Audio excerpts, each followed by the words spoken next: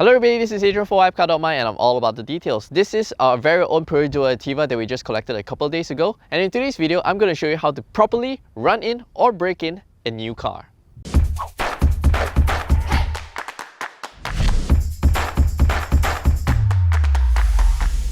Download the official WapCar app on the Apple App Store and Google Play Store now.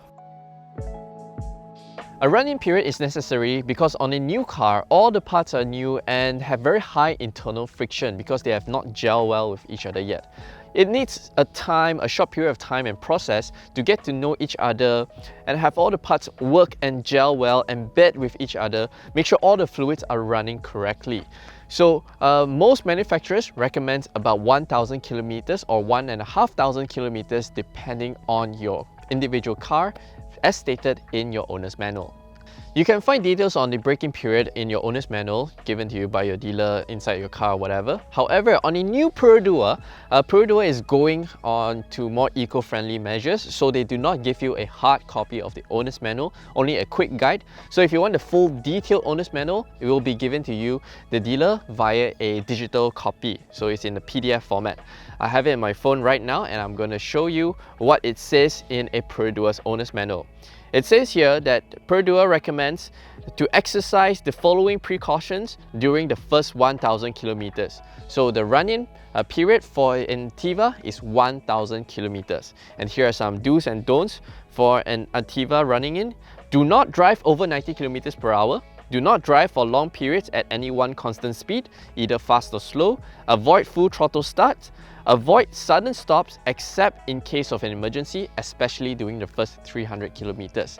Now these are some of the guidelines as stated in the Perodua's owner's manual. Now I'm going to give you guys a more detailed step-by-step guide on how to properly break in a new car.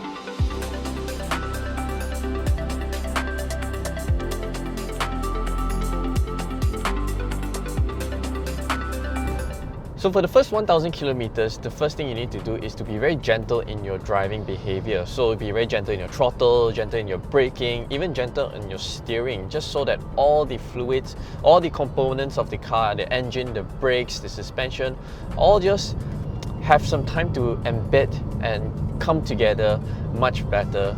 Instead of, you just go full throttle and then you go drive very aggressively in the first 1,000 kilometers. The parts and components have not come together and embed very well with each other yet. So remember, first 1,000 kilometers, be very gentle in your driving. You want to make sure that you don't over-rev the engine when you're running in. So Perodua, although they did not specify what's the rev limit you can use when running in the car, I know that some other manufacturers, for example Mercedes-AMG models, have a rev limit of 4,000 RPM, some others is 3,000 or 3,500 RPM. My rule of thumb is, my own practice is I don't rev it above 3,000 RPM and just keep it below 3,000 RPM is completely fine. To be honest, the speed limit of 90 kilometers per hour as recommended by Perodua, 3,000 RPM is plentiful. It's more than enough for you to get by. You don't feel that, oh, it's a chore, it's going to be very slow, not enough power. No, it's fine. Below 3,000 RPM is not an issue at all. And another thing you want to remember is do not immediately take it out onto the highway, meaning driving from, for example, JB to Penang and Penang to JB again, and then you hit 1,000 kilometers.